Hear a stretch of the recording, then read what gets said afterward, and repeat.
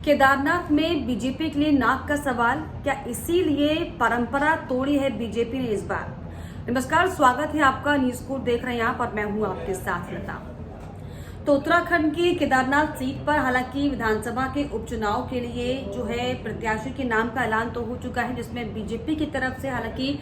पूर्व विधायक आशा नौटियाल पर विश्वास जताया गया है, तो वहीं कांग्रेस की तरफ से मनोज रावत पर दांव खेला है। लेकिन जिस तरीके से अब जो सरगर्मियां हैं वो दरअसल ये हैं कि क्या बीजेपी में, हालांकि बीजेपी के लिए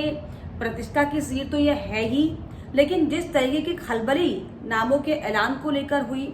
जिस तरीके से खलबली इस बात को लेकर हुई कि अब तक जो परंपरा बीजेपी में चलती आ रही थी उस परंपरा को तोड़ा गया है, तो क्या ये जो खलबली बीजेपी में मची हुई है इसे समझा जाए कि क्या केदारनाथ उपचुनाव को लेकर बीजेपी जो है घबराई हुई है, डरी हुई है। क्योंकि साख का सवाल यहाँ पर है, पीएम नरेंद्र मोदी से लेकर सीएम पुष्कर सिंह धामी की जो है प्रतिष्ठा यहाँ पर दांव पर लगी हुई है। ऐसे में दरअसल हम ये परंपरा का जिक्र क्यों कर रहे हैं, अगर हम इसकी बात करें तो हालांकि 2022 में जो धामी सरकार ने मिथक तोड़ा, परंपरा तोड़ी, ये परंपरा का जो कल्चर है, हालांकि धामी सरकार ने ही शुरुआत इसकी की, लेकिन अब ये जो परंपरा है इसका हस्तक्षेप जो है अब पार्टी की नीतियों में भी दिखने लगा है। हालांकि परंपरा तो जनता ने तोड़ी, जनता ने दोबारा से धामी को चुना मुख्यमंत्री के तौर पर, लेकिन अब सोचिए कि पार्टी की तरफ से भी जो है अब मिथक को तोड़ने का काम हो रहा है, परंपराओं को तोड़ने का काम हो रहा है। अब दरअसल आप ये सोच रहे होंगे कि आखिर मैं परंपरा का जिक्र बार बार क्यों कर रही हूँ, तो ये जिक्र दरअसल इसीलिए हो रहा है कि जो केदारनाथ सीट पर उपचुनाव होने जा रहा है, हालांकि मोटे तौर पर ये उम्मीद जताई जा रही थी कि शैला रानी की बेटी को यानी कि ऐश्वर्या रावत को जो है टिकट यहाँ से बीजेपी देगी, क्योंकि परंपरा अब तक हमारे अगर पिछले 5 सालों में अगर हम इलेक्शन देखें तो जिन जिन सीटों पर जो वर्तमान विधायक जो है जिनका निधन हुआ है उनके किसी परिजन को टिकट दिया गया है, लेकिन केदारनाथ सीट पर दरअसल बीजेपी ने शैला रानी रावत की बेटी को दरकिनार किया। हालांकि इसको लेकर बातें तो बहुत ज्यादा टेक्निकल ये भी है, क्योंकि जो शैला रानी रावत थी वो बीजेपी की कैडर की नेता थी ही नहीं कभी। वो 2016 में जब हरीश रावत की सरकार थी और जब बगावत हुई थी तब वो दरअसल पार्टी को छोड़कर बीजेपी में शामिल हुई थी, जिसके बाद बीजेपी की तरफ से उन्हें टिकट दिया गया था। तो ये साफ तौर पर कहने के निश्चित तौर पर है कि बीजेपी ने विश्वास अपना जो है अपने कैंडिडेट पर कम था, इसीलिए दरअसल आशा नौटियाल, हालांकि बागी आशा नौटियाल भी 2 बार रह चुकी है बीजेपी से, लेकिन कैडर वोट है, 2 बार बीजेपी की सीट से जो है चुनाव लड़ चुकी है, निर्दलीय चुनाव लड़ा, लेकिन किसी पार्टी में शामिल नहीं हुई। यानी कि आशा नौटियाल ने पार्टी तो छोड़ी लेकिन निर्दलीय चुनाव लड़ी, किसी दूसरी पार्टी में शामिल नहीं, यानी कि जो विश्वसनीयता थी वो आशा नौटियाल ने बनाकर रखी। उसका यही बड़ा कारण था कि बीजेपी में शामिल होने के बाद जो है बीजेपी की तरफ से उन्हें महिला मोर्चा की अध्यक्ष बनाया गया। तो अब दरअसल जिस परंपरा का हम जिक्र कर रहे हैं, अगर हम इस पर एक नजर डालें पिछले चुनाव में, अगर हम पिछले 5 साल में जो चुनाव रहे, चाहे विधानसभा चुनाव हो चाहे वो उपचुनाव हो, उसमें किस तरीके से जो बीजेपी ने है अपनी रणनीति बनाई, अगर हम उसका जिक्र करें तो देखिए सबसे पहले हालांकि 2019 में प्रकाश पंत का देहांत हुआ था, जिसके बाद उनकी पत्नी चंद्र रावत को उपचुनाव लड़ाया गया। हालांकि उपचुनाव जीती, उसके बाद जो है विधानसभा का टिकट भी इनको दिया, लेकिन वो वहां से हार गए। लेकिन परंपरा यहाँ पर ये रही कि प्रकाश पंत के किसी परिजन को टिकट मिला। इसके बाद 2022 के इलेक्शन के बाद बागेश्वर से विधायक दिवंगत चंदन राम दास ने जो है चुनाव लड़ा था, हालांकि वो जीते, उनका निधन हो गया, लेकिन उसके बाद जो है उपचुनाव में पार्वती दास को टिकट दिया गया, चुनाव लड़ी और जीत हासिल उन्होंने की। इसके वजह से पहले 2018 में मगन लाल शाह का निधन हुआ था थराली में, थराली से वो विधायक थे, उनकी पत्नी को मुन्नी देवी को टिकट दिया गया।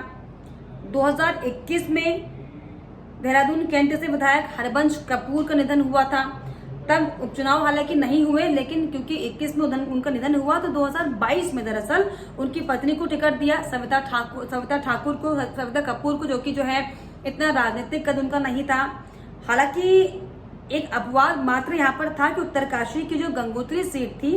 इसमें गोपाल रावत का निधन हुआ था, लेकिन परिजनों को नहीं टिकट दिया गया, इसमें सुरेश चौहान को जो है यहाँ पर टिकट दिया था। लेकिन पिछले 5 सालों में जो 5 बार चुनाव हुए हैं, उपचुनाव हुए हैं, उसमें 4 बार। और अक्सर हम ये देखते हैं बीजेपी के तौर पर, क्योंकि जो है सहानुभूति का वोट होता है और क्योंकि वो पार्टी कैडर के नेता होते हैं, तो उनके परिजनों को ढांढस बंधाने के लिए या फिर ये सम्मान देने के लिए कि हम उनके साथ खड़े हैं, उनकी पार्टी के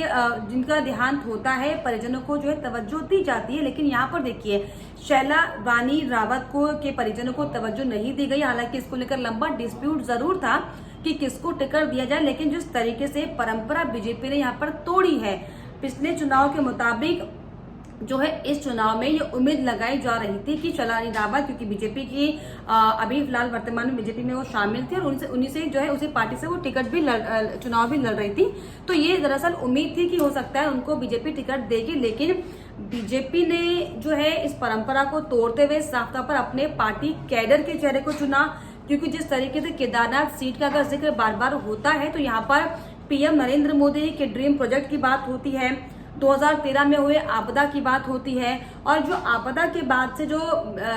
केदारनाथ के जो काम है पुनः निर्माण जो हो रहे हैं उनका जिक्र होता है। तो ऐसे में क्योंकि बीजेपी अभी हाल ही में अगर हम देखें जो तमाम राज्यों में चुनाव हुए, चाहे उत्तर प्रदेश की हम अयोध्या सीट को ले लें, फैजाबाद सीट को, या फिर अभी जो हाल ही में मंगलौर और बद्रीनाथ सीट पर चुनाव हुए थे, उसमें जिस तरीके से बीजेपी के जो नतीजे रहे बद्रीनाथ और अयोध्या सीट पर, दरअसल ये उसी का हश्र है कि बीजेपी अब इस सीट पर फूंक फूंक का कदम रख रही है। और यही दरअसल बड़ी वजह है कि बीजेपी की तरफ से इस बार जो है परंपरा तोड़ी गई है। इस बार जो है केदारनाथ जो सीट है वो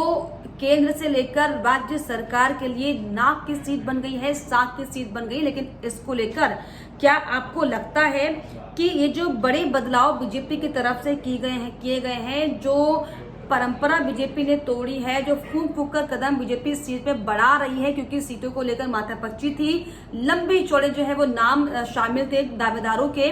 क्या आपको लग रहा है कि क्या बीजेपी वाकई डगमगाती भी दिखाई पड़ रही केदारनाथ सीट पर? हालांकि जिस चेहरे को बीजेपी की तरफ से खड़ा किया गया है वो ब्राह्मण चेहरा है और केदारनाथ जो सीट है वो राजपूत समाज बहुल सीट है। तो मनोज रावत जो है वो ठाकुर वोटर है, ठाकुर समाज से आते हैं।